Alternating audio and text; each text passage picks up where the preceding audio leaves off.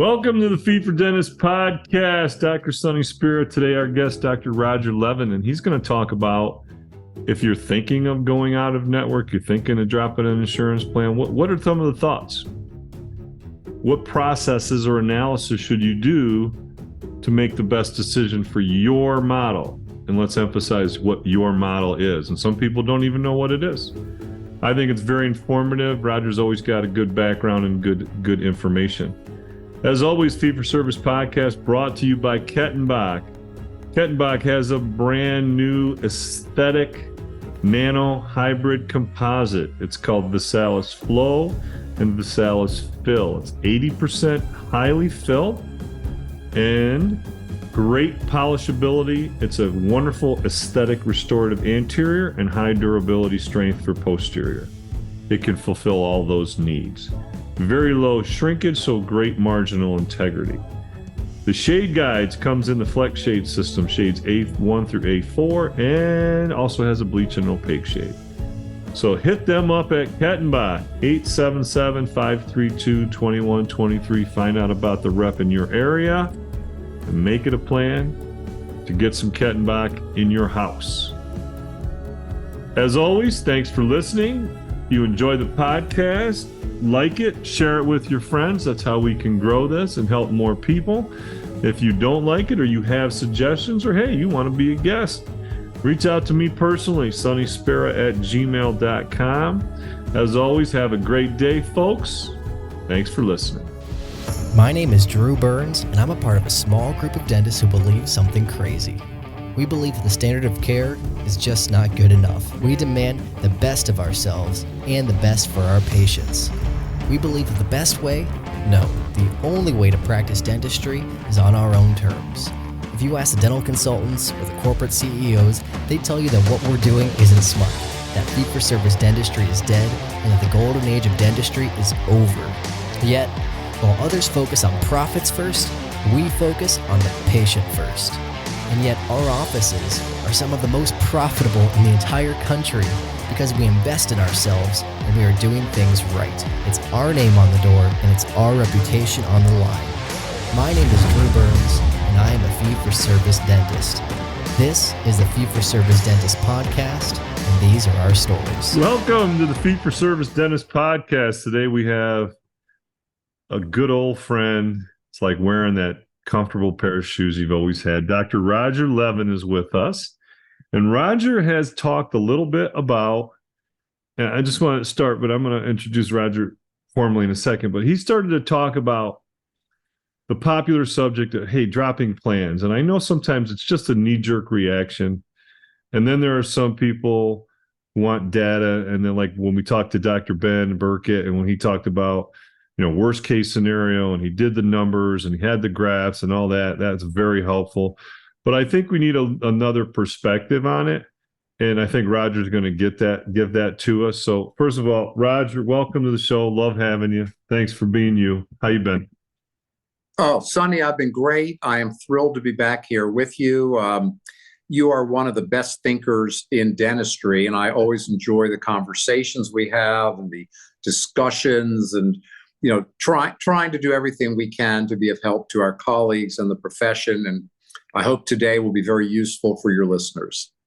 Now, if this was a book, if you're reading a book, there would be an asterisk next to that where he said one of the best thinkers. That would be, this opinion is not shared by everyone. Well, I'll say that. My opinion. Thank you. I appreciate it. I have fun with it. So let's talk about it. So what are some of the things? Let's just talk about some of the trends and what you're seeing. I know what I'm seeing on social media. Obviously, I'm kind of been synonymous with the fee-for-service because that's been my model from day one. And I've been vocal on this format as well as a guest and now the host, et cetera. So I know I see it, and I think there's a lot of quick reactions, like emotional gut reactions that are going on with a lot of people. What are you seeing? What are the trends that you're seeing? The future of fee-for-service dentistry is based in membership patients. If you need help starting your membership plan, or if your plan is too big for your team to manage, visit dentalmembershipdirect.com to set up your free membership growth solution demo with our team. What are you seeing? What are the trends that you're seeing? Sure. And Sonny, you said something really important that I want to open with. Emotional decisions are often the worst decisions we ever make in our life. If we look back at some of the really bad decisions, and for anyone that unfortunately had a significant negative event that they could have controlled, it's often an emotional decision. So you have to separate noise from reality. And as you know, every year, Levin Group, we do an annual. But that right there is such a key point. Separate noise from reality, right? Fact from fiction, fantasy land, social media, the real world, taxes, accountant, patients, bills, etc. Thank you. Cool. Yeah. Well, just like they talk about Facebook, when you go on Facebook, you are the only one not having a perfect life. That's noise. Yeah. No, that was good. You combined it to one sentence, but yeah. Right. So, as you know, every year we do an annual practice survey. It's published in Dental Economics Magazine. We just finished our 17th year. And the data was clear that only 11% of practices are currently fee-for-service, completely fee-for-service, meaning they do not participate with any plans. And that number's been stable. It surprised me. Even through the pandemic, it didn't change. I thought it would go up a little bit, to be honest with you. I thought it would go up a little bit. I think there are two parts to that. I think more practices went fee-for-service. Mm-hmm. But I think during the pandemic, due to concerns and maybe a little bit of panic, some practices that were fee-for-service started taking a couple of plans. So I think we basically had a trade-off between the practices. Yeah, above the line, below the line. Yeah. Yeah. So but you used a really important word when you said you've always been fee-for-service. That's your model. And that's where I'd like to begin, is by having each listener understand you have a model, and where you go and where you're able to go based on your current model is the big story. If you've always been fee-for-service and you've worked it well and you strategized well and you're doing nicely, you can stay fee-for-service. But if you're an all PPO practice, and we do get these calls, and you suddenly decide you want to be all fee-for-service, that's extraordinarily unlikely to happen in that office. So the model you built, the model you're in, will influence your ability to make certain decisions. Now, some models lend themselves to certain changes easier than others. And the other big point we'll talk about, I'm sure, is you need to do analysis. Simply waking up, being angry at insurance companies, you've had it, you're frustrated, they just lowered your reimbursements again. When I lecture, about half the room raises their hands that they've had at least one company lower their reimbursements in the last 12 months. You wake up frustrated, you go to the office and you inform the insurance carriers you're no longer participating. But you forgot to do any analysis, and 6 months later, you're calling Levin Group for help because you're down 20 or 25%. And I don't want anyone to go through that. And that's why it's an analytical decision. And I'll be glad to talk about how you do that rather than an emotional decision. So along those lines, I'm going to use the example you just said. Let's say you said a fully PPO office, right? So fully insurance, embedded insurances. Embedded. I mean embedded with insurance companies. I think there is a plan and there is a way to get out, but like you said, it's not something like, oh, we're out tomorrow. I think if you're of the mindset, and this to me, interviewing hundreds and hundreds of people, everyone will tell you that's been successful at it, they established their mindset. Like they said, this is where I want to be. Then everyone takes a different track or trajectory.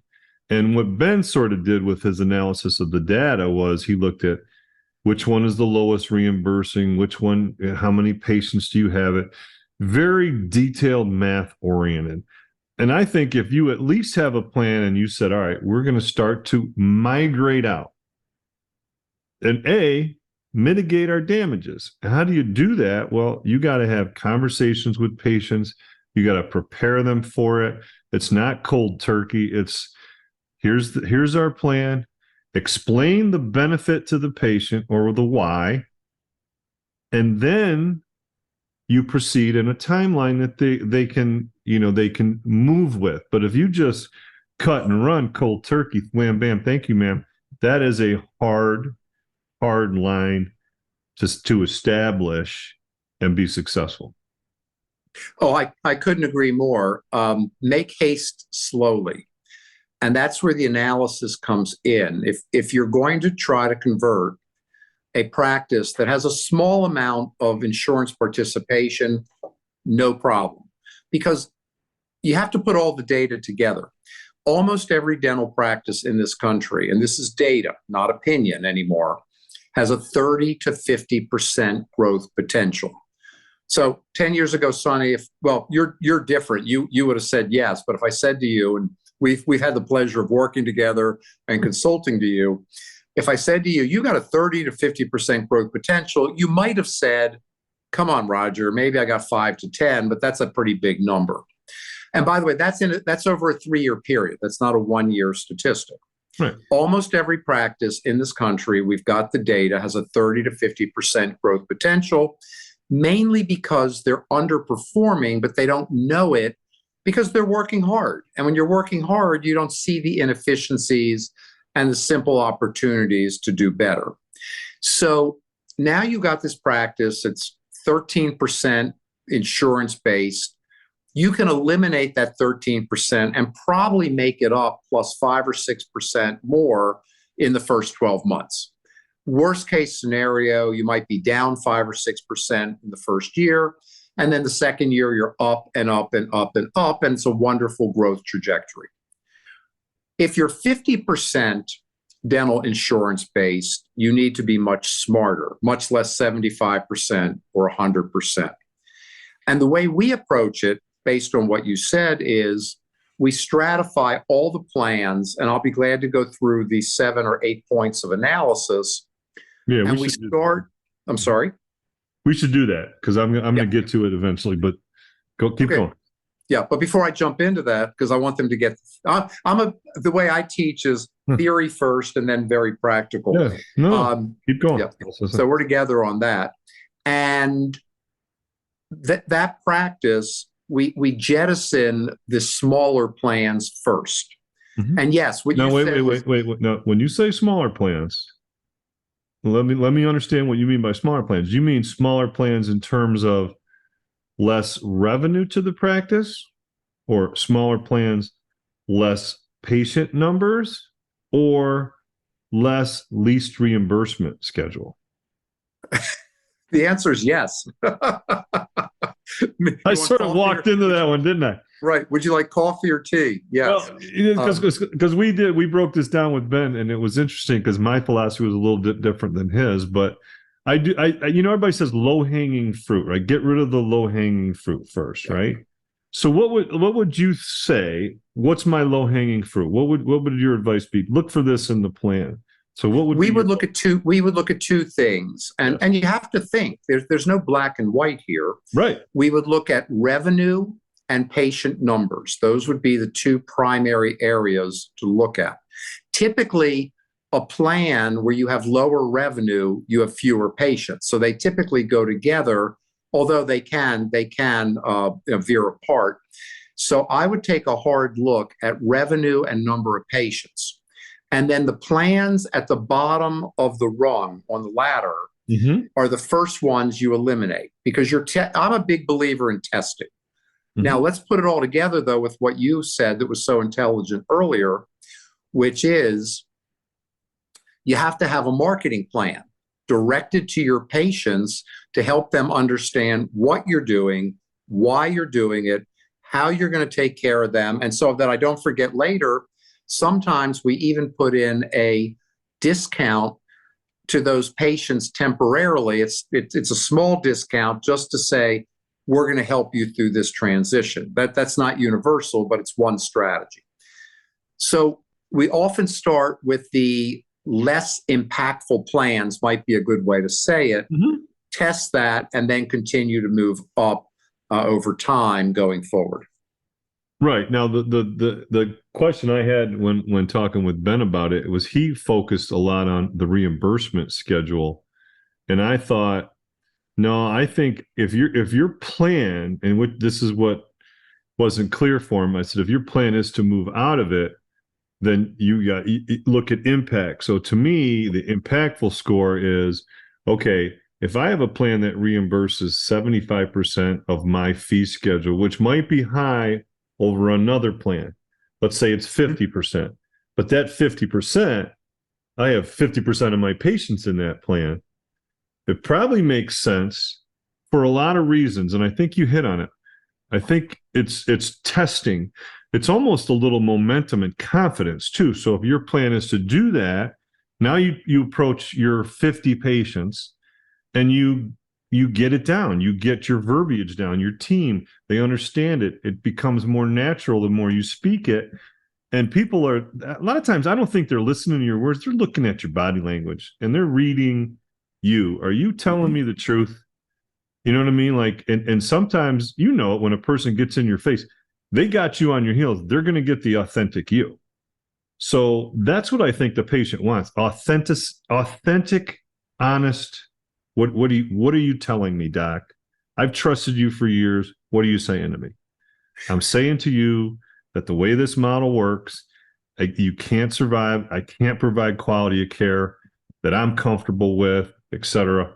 We have to do this, and it's in your best interest to do the same. So I think that's a good point. The momentum is the word I think that you use. But go ahead. So keep going. Well, just to comment on what you said, I'll digress for a moment. I'm very big on the concept of honesty. Now, when I say honesty, I don't mean truth or lying.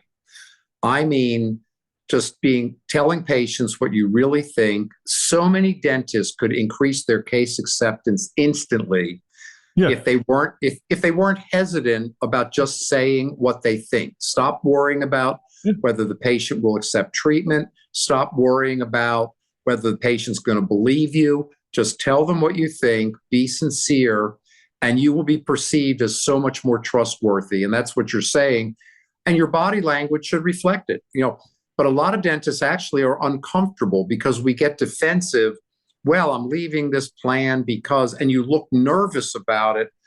The marketing plan has to be multifold. Number one, a letter goes out or email to those patients. Number two, scripting. Levin Group does two things, I hope, well, after 38 years. We develop operational systems and we develop scripting for those systems. The scripting, I can't stress enough, is critical. How you say it is so important, especially for your team. Sonny, how you say it, not right. What you say per se, it's how you say it, right? Oh, absolutely. It's not what you say, it's how you say it. Yeah. And, Sonny, you can say something to a patient without thinking it's going to come across beautifully. Your front desk staff is not you. Scripting is a gift to your staff. I don't know why so many dentists know about this and do not do anything with it. So when a patient calls the office with that plan, or a new patient with that plan, you need a script to explain to them why you don't participate. The hygienist needs to be able to talk about it because it's going to come up in the hygiene room. The dentist needs to be able to talk about it. The assistants, everybody's got to be on the same page, and that's what scripting does. So you have to be very proactive. I see dentists that give up a plan. They do nothing to inform their patients. The patients come in, and that's the first time they hear about it is after the appointment.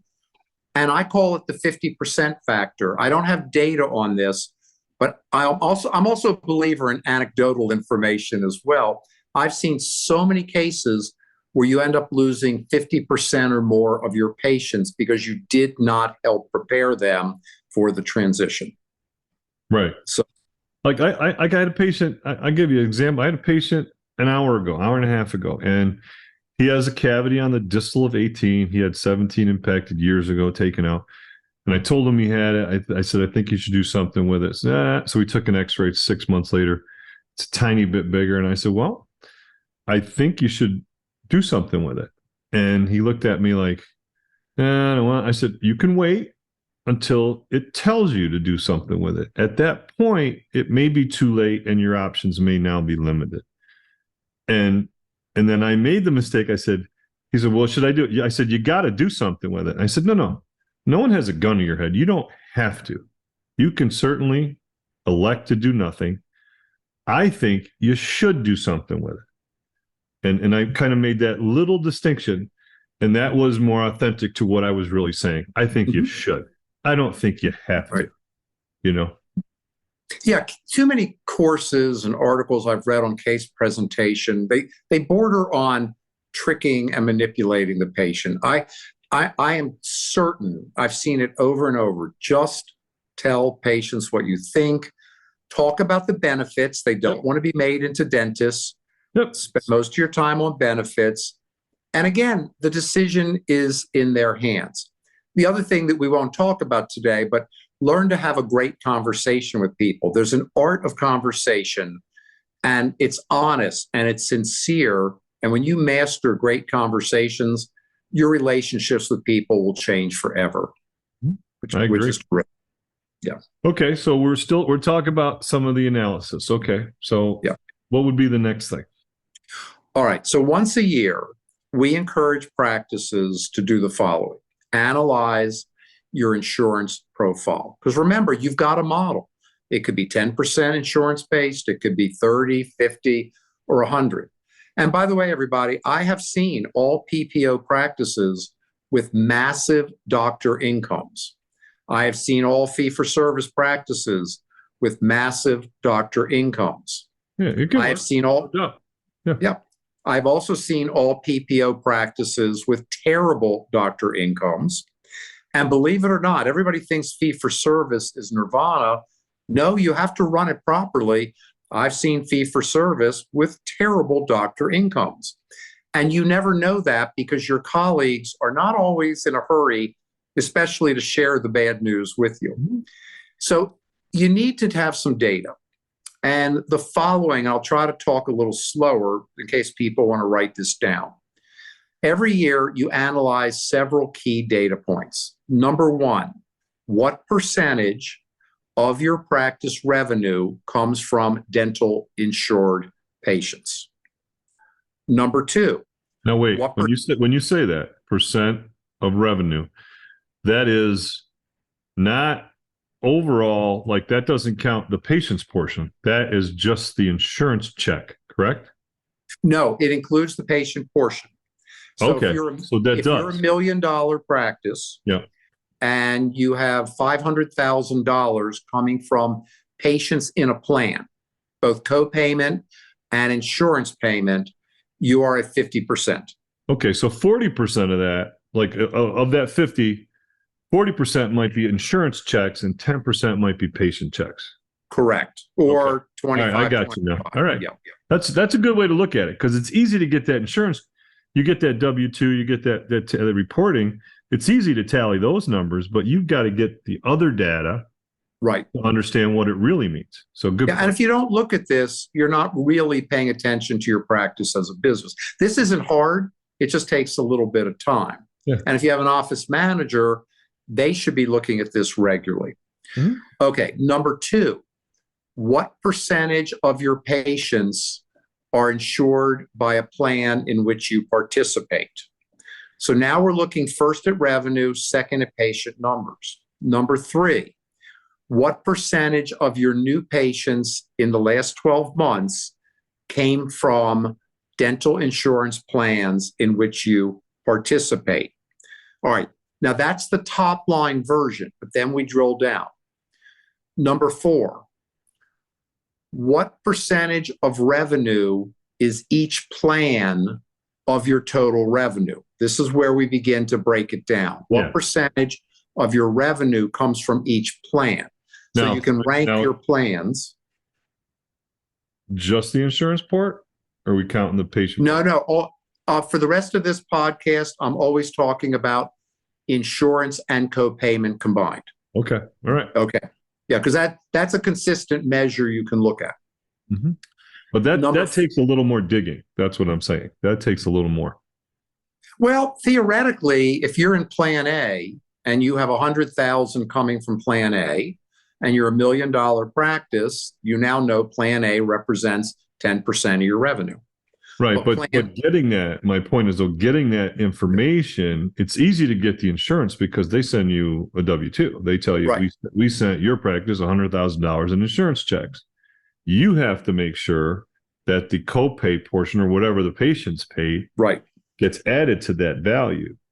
Yes, you do, and it's again, the work is worthwhile right. in the information, but it's consistent. Though, go ahead. Right. Okay. Number 5. What percentage of your patients in each plan, well, let me say it this way. The patients in each plan represent what percentage of your total patient base? Mm-hmm. So again, we want to know that Plan A is 20% of our patients. And then number 6 is what percentage of your new patients came from each plan.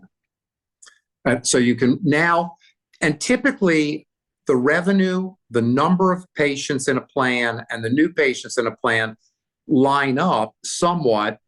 Once in a while they deviate, but it gives you a really good picture. So you need to look at that. Then you need to look at average production per insured patient. So in some practices, the insured patients only do what insurance covers. And in other practices, with dentists who are more skilled at case presentation, they will accept additional treatment, including elective treatment and implants and aligners and things along those lines.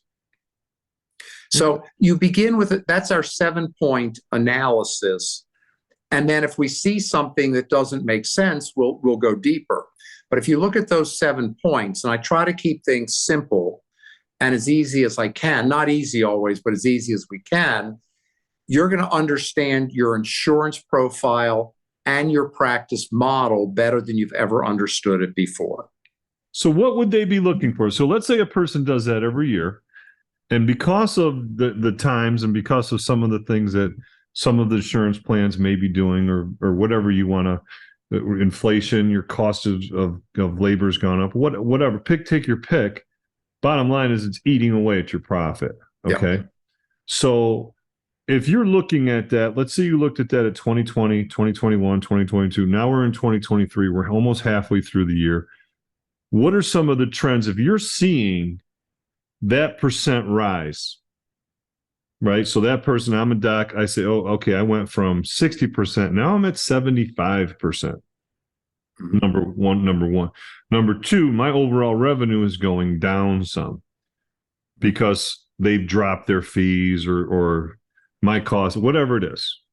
I've had a decrease. So an increase in this and a decrease in that. Not good. Those lines on the graph should not be diverging. Okay. Right. So what would be some of the things that a person should be really dialed into?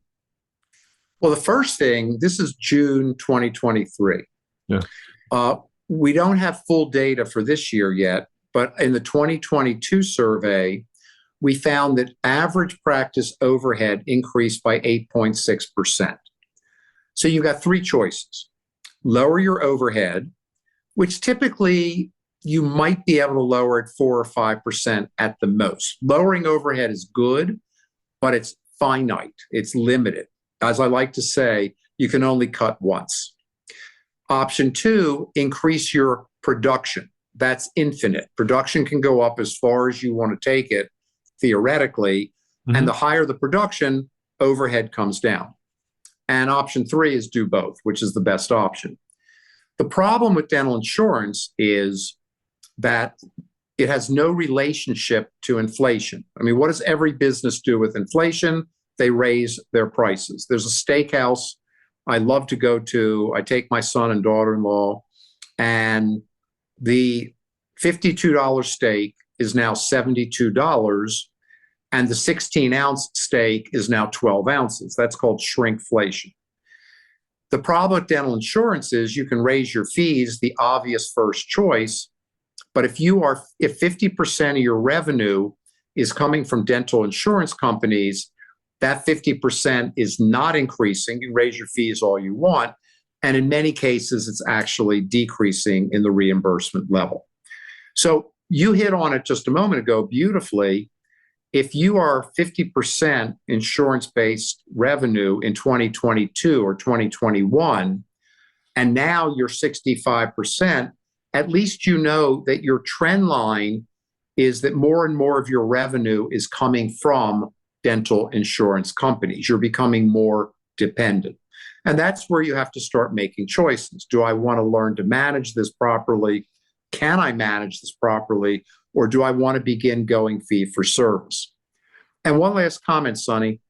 Every decision about changing the insurance profile to less insurance is really, when you think about it, it's about going more fee for service. So as you look at your plans, you can jettison the lower plan, the second lowest plan.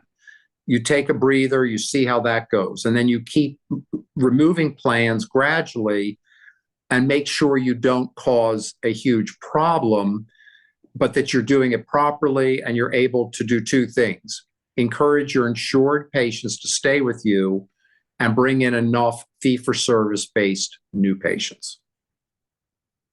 Okay. I wanted to ask you one question. This might sound tricky, but but it goes to that point. So let's say you have an insurance company that's paying you 75% of your fee. Okay. And you're accepting it and you're doing it.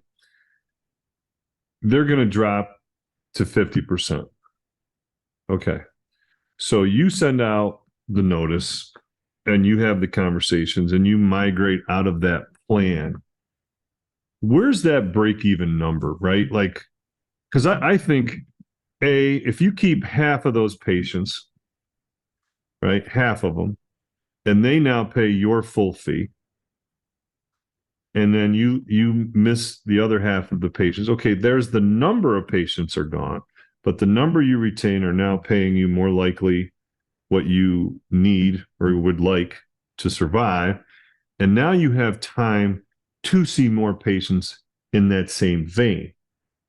So if you open up 4 appointments and you fill 2 of them in with full fee patients, you're still ahead. Is there like a number where those 2 graphs cross over?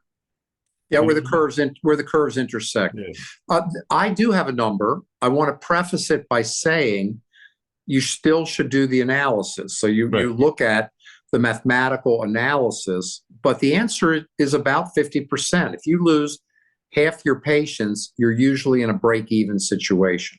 Mm-hmm. And the other thing is, Sonny, you and I have been in dentistry a long time. As your listeners may know, I'm a general dentist. I was 10 years full-time.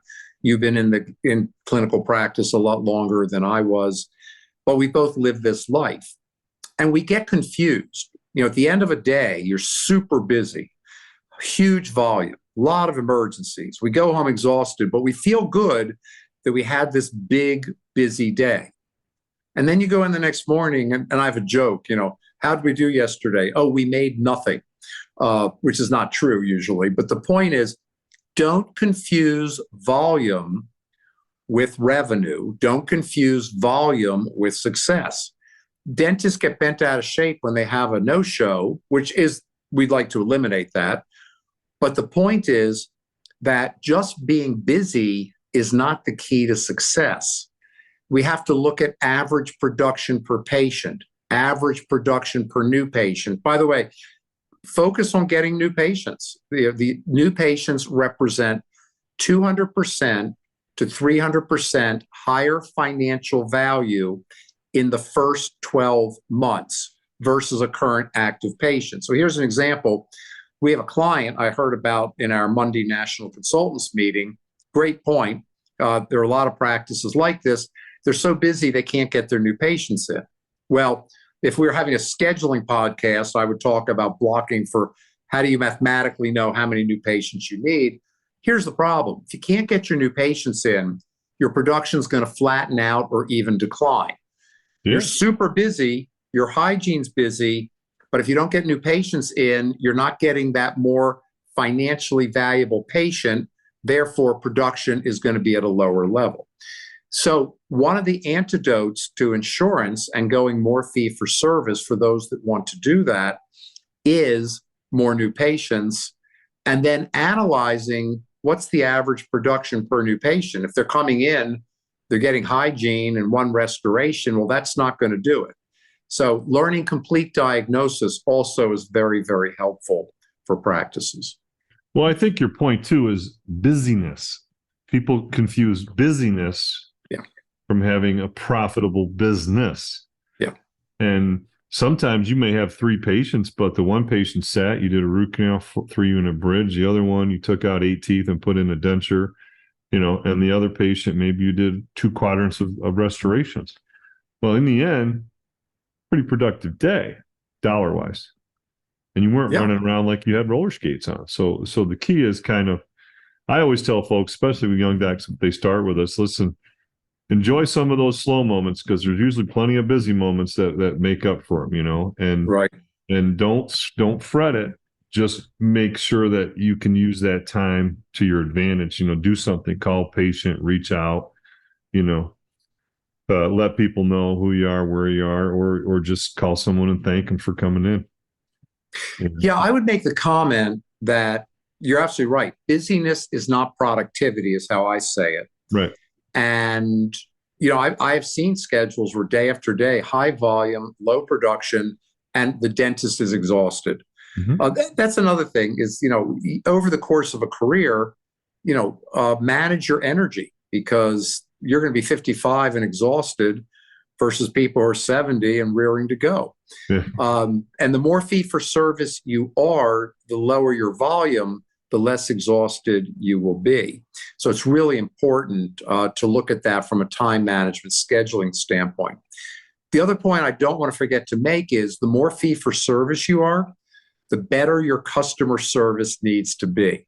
Right. And there are ways to improve your customer service. My first video book, and I'm not here to sell books, I want to make this very clear, was a 36-chapter training guide on 5-star customer service. And getting to 5-star is not easy. Sonny, dentists all think they're 5-star. And I'm not being critical, but 5-star is rare. Therefore, most dentists cannot be 5-star. It's rare. Most are 3 or 4-star. Not bad, but not 5-star. Because once you get to 5-star, you're going to attract all the patients you want to have. Your patients are going to accept treatment. Your practice is going to be a positive environment. Your staff is going to be happy. It's a totally different way of practicing. If you are 70, 80, 90% insurance-based, you've got to make up the lower reimbursements on higher volume. You begin to slip in customer service almost naturally because you're moving so quickly. So as you want to go more fee for service, bring your customer service along with it. Really important. So I think the 2 points that I take that I've heard that really should resonate with a lot of people is, if you are looking to get out of insurance plans, you got to know your numbers, but the other parts of it is up your customer service and up your marketing. Right. And I know Josh talked about that, a good friend of mine, Josh, and he did that. He had a knee-jerk reaction. He said, that's it. They didn't. And he dropped his insurance plans right away. Didn't have a plan. Yeah. And then he just coming up January 1st. And then it was like a vacuum. His whole practice was empty, which he took time. He learned his computer system. He spent X, and he said, don't forget, you need to market way ahead of your decision. So he kind of has learned that in retrospect of what should be done. So my questions now are going to focus a little bit on talking to those people who are flirting with the idea, toying with it, wrestling with it, whatever word you want to put in there as a verb, but really thinking that this is the direction they want to go in. What are some of their thought processes? What are some of the things they should think? I know we talked about the analysis, but I don't know if you want to highlight a couple of those, but what are some of the key points they need to do? Well, the first one you're going to find funny, which is be careful who you're listening to. Sonny, you're a straight shooter. I 38 years later, I hope we live in the real world of helping people the right way. But, if you go on Facebook and you read everybody's posts, they're not all true. That's a great point. We had a funny experience. There's a dentist on Facebook and mega practice, mega income. And I don't participate a lot on Facebook, but I do like to follow it and see what dentists are saying and I love young dentist conversations and what are they thinking. I don't like the nastiness or the silliness, but I love good conversations. Yeah, unprofessional. Nobody needs to be unprofessional. Right. Yeah, right. I like to learn to get a sense of what's going on. And this one dentist was just promoting this amazing practice, amazing profit, amazing everything. And I remember thinking, wow, I wonder how he did that. We have lots and lots of clients. We are systems based. We've been doing this for 38 years, and you just rarely see a result like that. And then he called Levin Group for help. And it turned out that and I'm pretty good I have a pretty good memory for numbers. And it turned out most of what I remember from his posting was not what was really going on in his practice. But what bothered me is other people seeing that might think, oh, I can do that. Well, you can't do it because it wasn't true to begin with. So number one, be careful who you listen to. Number two, I'm going to do the two negatives first. Number one, be careful who you listen to. And number two, be careful of people wanting to sell you something. The people who are going to guarantee you 1,000 new patients a month. Number one SEO listing. Yeah. And the problem is those are people, the only thing guarantee is they might bankrupt you. Be careful. Okay. Having said that. No, wait. But this is really, for your first point was a shameless plug for the Fee for Service Dentist podcast. Let's put it where it is, right? Right. Careful who you listen to. We've established a legitimacy and authenticity in that. Hey, we've had all different types of guests on, from fully participating to fully out. But honestly, there is a common denominator here. So keep going, Roger. I just want to put a little plug in for me. No, my compliment to you, Sonny, for whatever credibility I have. I don't say yes to every interview request I get. I always say yes to you because I think you are credible. You are helping people. And not only that, it's not the podcast job to tell people what to do. It's to help them understand their options, which you do beautifully. And that's really important. Okay. Yep. So number three, if you're thinking about going fee for service, look at the environment first. If the economy is going the wrong way, if you are very heavily in dental insurance, if you have huge competition in your area, then you need to look at that and evaluate. Maybe you don't go all fee for service. Maybe you say, all right, I'm a 50-50 model. I now want to be 75% fee for service, 25% dental insurance. One problem, Sonny, is, and I remember this in the 80s and the 90s. In the 80s, if you were not becoming an aesthetic dentist, you were a loser. If you didn't drive a red Ferrari and live in a big house when you were 29 because you did mega aesthetic cases, you were a loser. And then if it wasn't this or that, you're always, the goal is either do this or you're a loser. Well, you're not a loser if you have a nice income, good retirement savings, and you happen to stay with 25% insured patients. Mm-hmm. Again, you have to look at your model and you have to go slowly and intelligently. I would much rather a client move slowly and we protect them than they move too fast and they take a lot of risk. The next fact, and by the way, one comment about DSOs. DSOs are part of dentistry. They're continuing to grow. There's a lot of capital out there chasing practices. So many dentists are scared to death they're going to miss the party. FOMO, their fear of missing out. Oh my God. We must get 7, 8, 9 calls a week from dentists. I got an offer to be bought. Well, everybody's getting offers to be bought. It's like a car I had. I had a nice car that was a year and a half old, And dealers all over are calling me to buy my car because they want to sell used cars.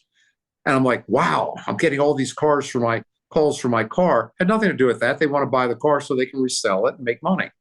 So just because somebody makes you an offer doesn't mean it's a good idea. Be careful.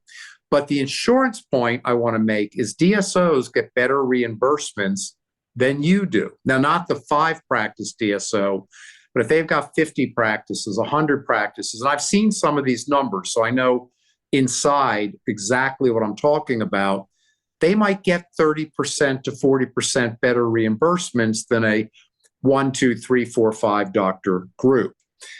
Number two, whatever number I'm on, the people who are going to negotiate for you are probably not going to be able to do much for you. The top 4 dental insurers do not negotiate with private practices. They negotiate with DSOs, but not with private practices. So you can threaten them, you can threaten to leave, you can hire a firm to represent you, nothing's going to change.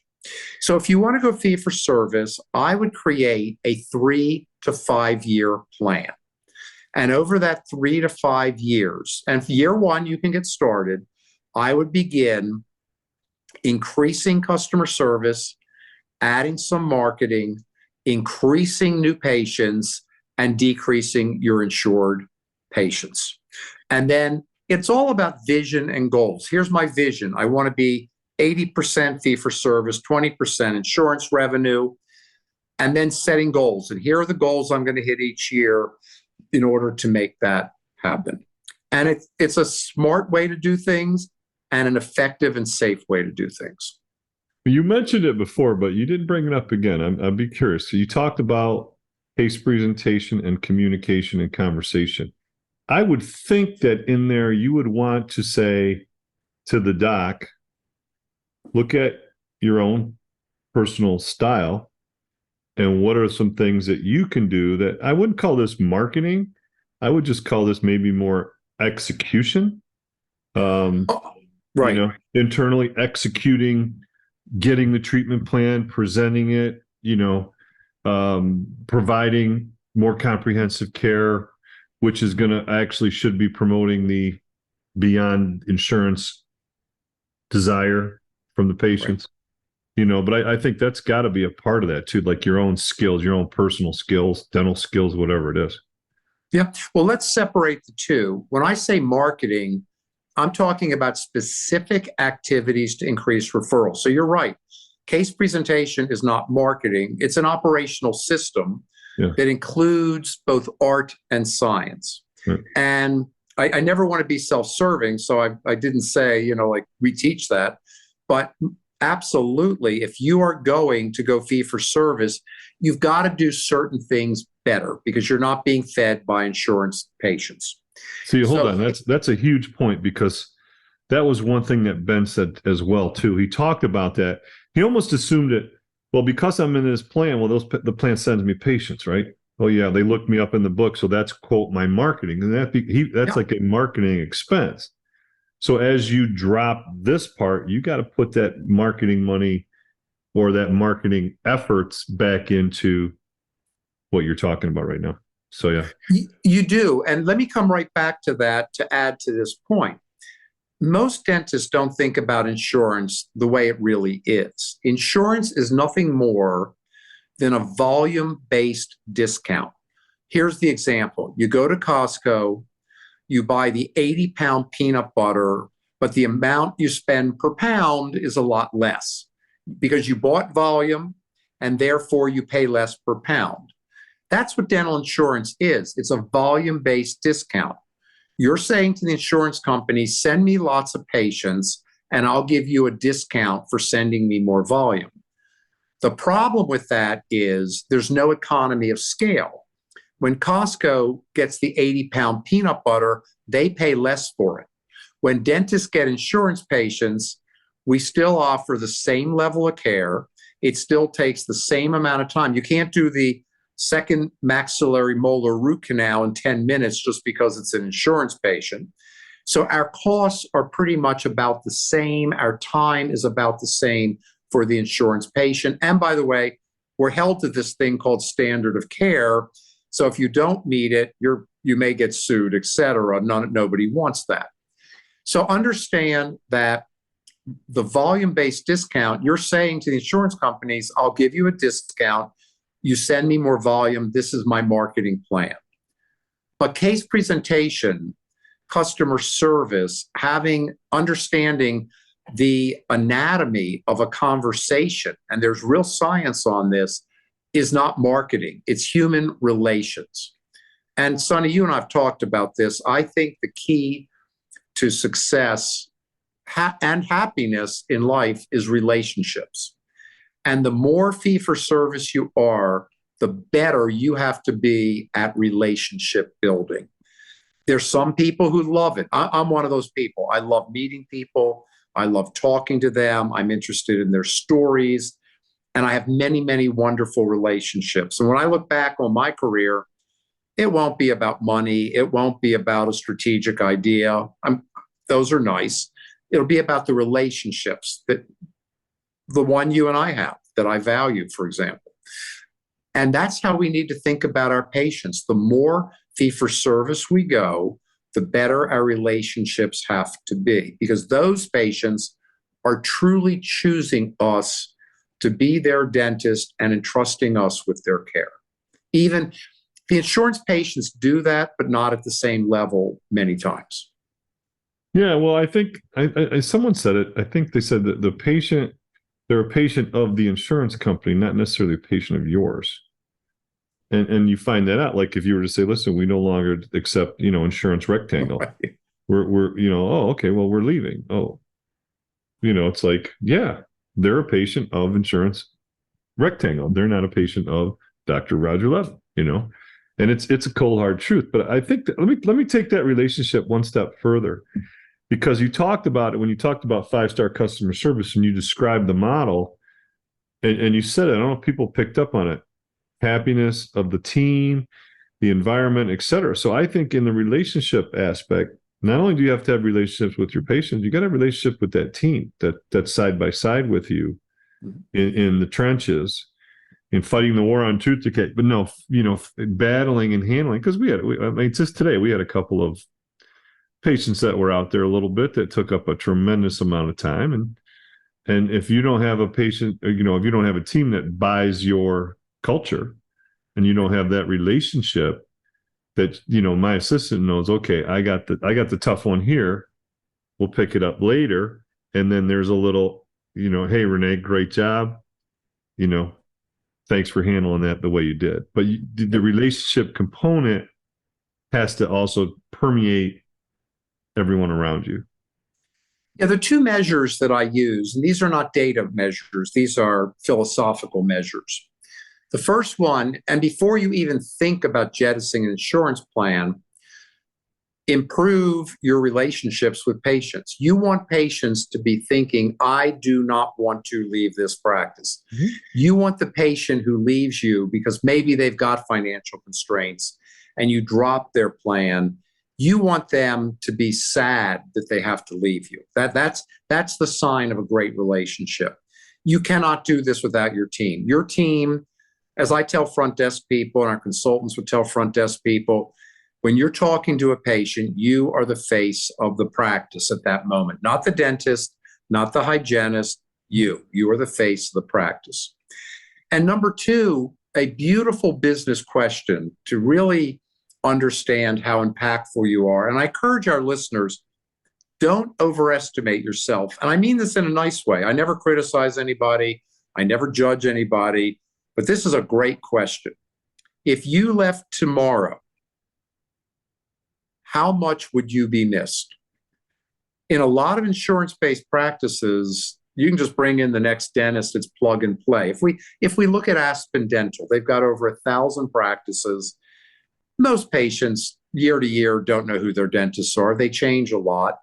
It's plug and play. So a wonderful question is, am I ready to go fee for service? Well, if I left tomorrow, how many patients would really miss me? And that's the personal relationship factor. It's 100% dependent on how skilled you are and how interested you are in building great relationships. Yeah, I couldn't agree more. And I think the And I think that's another intangible but internal feeling. Like, when you walk into let's say you walk into a restaurant, we'll paint two different pictures. You walk into a restaurant, you walk up to the hostess station, there's nobody there. You look to your right, people are scurrying. You see the bus boy look at or the bus person look at the wait staff, kind of dismiss each other, walk off, move off.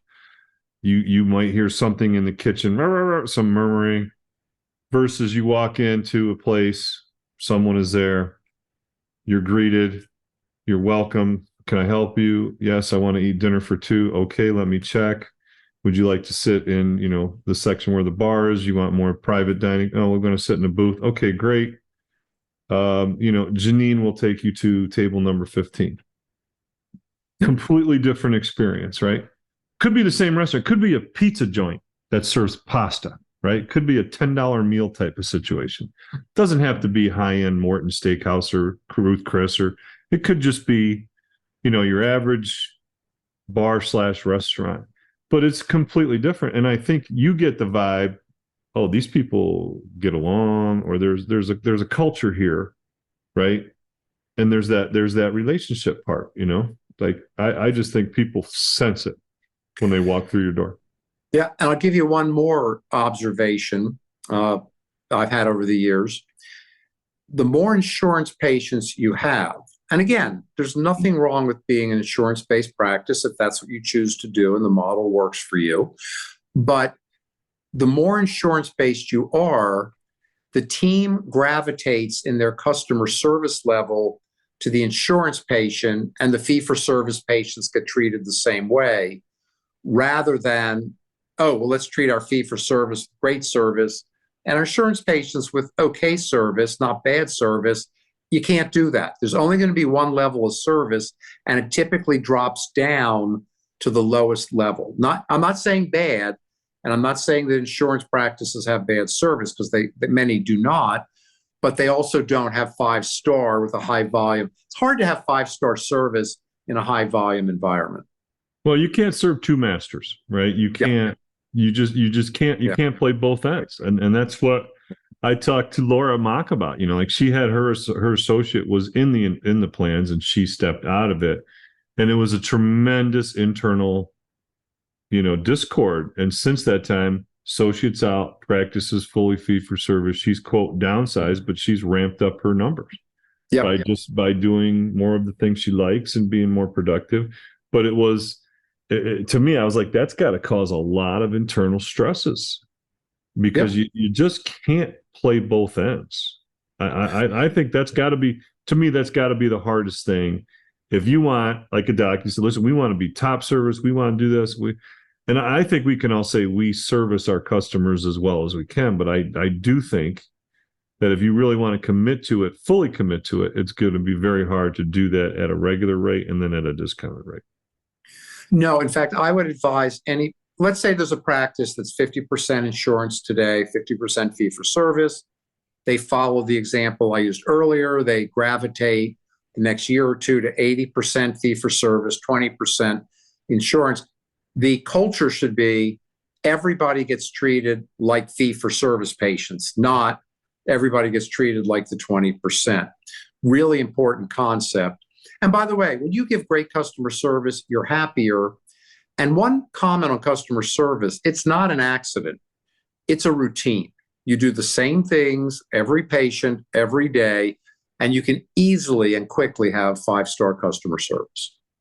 No, I don't disagree. I think, though, in the model that you're talking about, that person would probably be transitioning in a certain direction, like you said, a 3 to 5 year plan. I think probably the hardest thing is to have that both ends. I think that's very tough. Or not even have a plan. Like, okay, you're going to settle into that. You good with that? Okay, now you're going to set, that's your model, like we talked about. Right. Now you're going to set your culture, your vision, your goals, your production based on that model. Yeah, the way I'd like to say it, Sonny, is most models choose their practice versus Right. practices that choose their models. It just evolves a certain way, and you wake up one day and say, how did I get here? And the answer is, well, I added a plan here. Like I said, during the pandemic, a number of dentists went out and joined plans because they were concerned about what was going to happen. Every time there's a recession, 2008 and 9, the pandemic, which was not a recession, but scary. Dentists join more plans. Insurance companies pick up more participation from dental practices. But once you do that, it is harder to make a decision to get out. But if a person follows your advice and they do that analysis and they're diligent about it and they can track it, and they should be able to go back and look at it. So it doesn't mean you can only look at 2023. You should be able to go back at 2022, 2021, 2020, 2019, 2018. Yeah. Let's say you've been in practice for 10 years. And if you could create that profile, I think it would be a tremendous exercise of information to see where your practice is trending. So rather than your practice picking you, why don't you determine what you want your practice to look like and make it fit? Yeah. And then you have clarity. You have clarity of vision now. Right. Well said. And the other syndrome we see are young dentists who open a practice, join every plan on the face of the earth without any thought to get going. They think that's the key to success. They think they're going to get rid of these plans later, where it gets harder and harder. And then they struggle rather than pick a plan or two that might be good. Build your fee for service, take time to build relationships, live a little bit below your means for a few years so that you can have a great practice and a great income and a great career going forward. And we get these calls 5 years out from young dentists, and they're in every plan. They're 90% insurance-based, and they're busy, but their incomes are not where they need it to be. And young dentists also suffer from student loan debt, so they've got an additional debt on top of them that they've got to take care of. But insurance is not always the answer. Right. Build your barn first.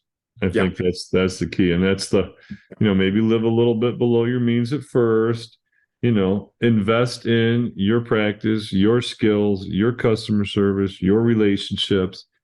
And every single one of those is a building block that should be able to take you where you want to go. But you got to have enough vision to know where you want to go. You have to have an idea on that destination a little bit. No, you need a very clear vision. I'll go further. If you can't sit down with me and I say, what's your 5-year vision? And you can tell me in 60 seconds or less, better is 30 seconds or less, you don't have a vision. What happens is I'll say to a dentist, so what is your 5-year vision? And there'll be this gap of silence. And again, I don't criticize anybody. This is normal. And they conjure up an answer. They'll think up something. But, and by the way, saying, well, I want to make more money is not a vision. You're saying, well, I want to buy another practice is not a vision. Your vision needs to be clear, defined. I think people who have more definition to their visions have a greater chance of achieving them. And then you set goals. Sonny, I'll make this comment. Every year, there are over 1,000 new self-help books published. I'm a self-improvement junkie. You would think I'd be so much better at this point. But anyway, but I think out of the 1,000 published books on self-help and self-improvement, about 980 of them are useless. And then there are about 20 that might be worth reading. It's so simple. Have a vision. Define it in detail. Set the goals that will help you to achieve the vision. That's all you need to do. And then, if necessary, access an expert. And when I say expert, I mean traditional and non-traditional. This podcast is an expert to a lot of dentists. Yes, they're consultants and accountants and lawyers, but it could be a colleague. It could be a podcast. It could be a book. There are books I've read in my life that I read once a year or once every 2 years that have been the greatest experts. These authors are long dead, and I'm still learning from them every year. So have a vision, set your goals, get the knowledge you need. It will get you where you want to go. Well, as much as I want to keep going, I want to end it on that. That was a pretty solid. That's a pretty solid remedy. And I will remind people though, the points that I've taken from you to heart is a goal, right? A goal without a plan, measurable timeline is just a wish. Right. So, and that, I think that also goes true with the vision. But I do think people nowadays, I guarantee why can't give you the vision answer is because they're thinking how I would post it on social media and make it look good, right? I'll tell you, here's my suggestion for you, Roger. You need to offer elevator talk consultation. So listen, we're going to be in the elevator ride. So this is the elevator ride interview. So this is what you got to have in this amount of time. It's like, exactly. Consulting on speed, right? So you're dead on, Sonny. Look for that from the Levin Group coming up. Well, I can't say thanks enough. I always appreciate you. I always learn, pick up stuff. Hopefully a lot of people will. And I do think if anything, the message is you got to know you and you got to know your model and what you want to look like. And I would just say, what do you want to look like in 5 years? Make it simple. What do you want your practice to look like in 5 years? And then make it your mission to get there.